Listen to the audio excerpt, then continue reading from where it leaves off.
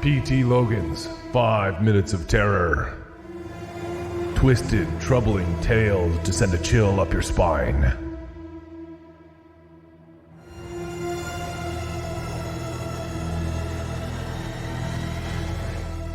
Monster.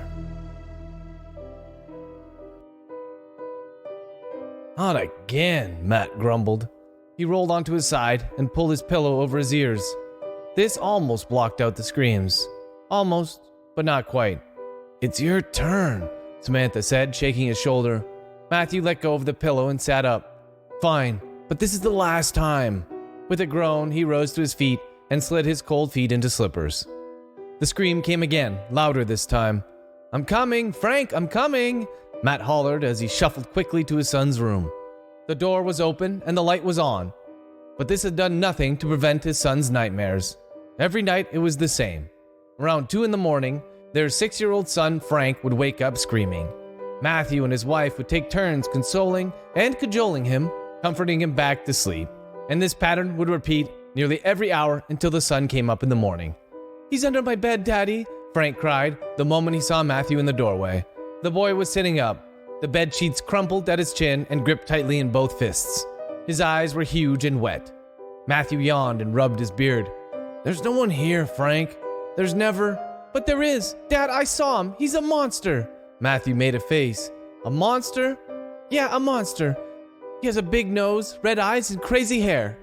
As Frank said this last part, he looked up at his father's hair, and Matthew self-consciously tried and failed to adjust his unruly mop. When is this going to end? Matthew grumbled.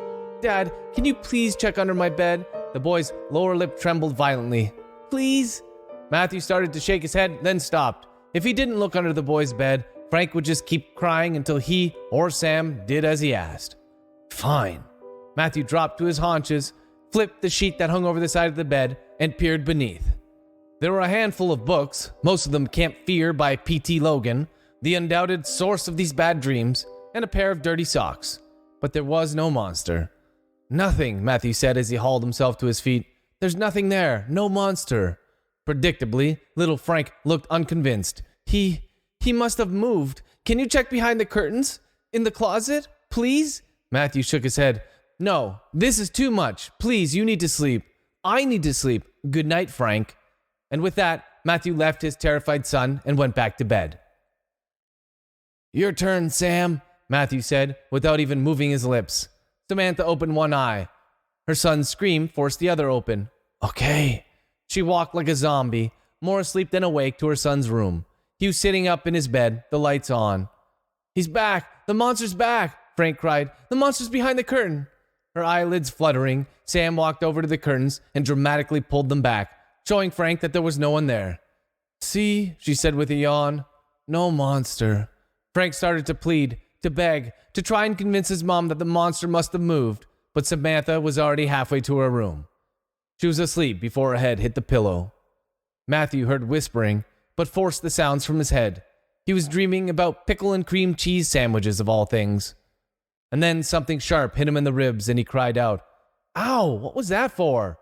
He turned to face his wife, but she was wearing a mask over her eyes. Frank's screaming again, she mumbled. This has to end. Matthew got out of bed and stomped to his son's room. As before, the boy was sitting upright.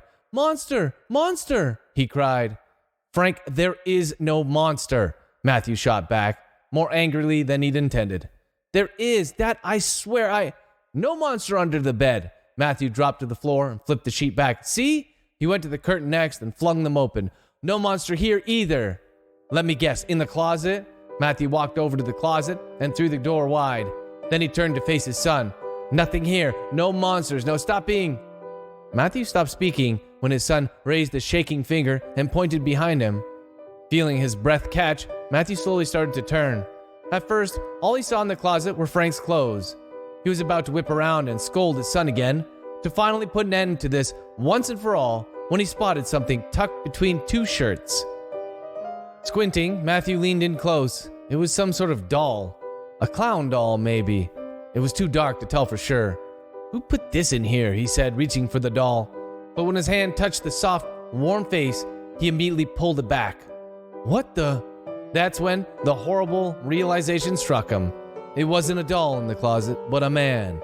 A man with a huge nose, red eyes, and crazy hair.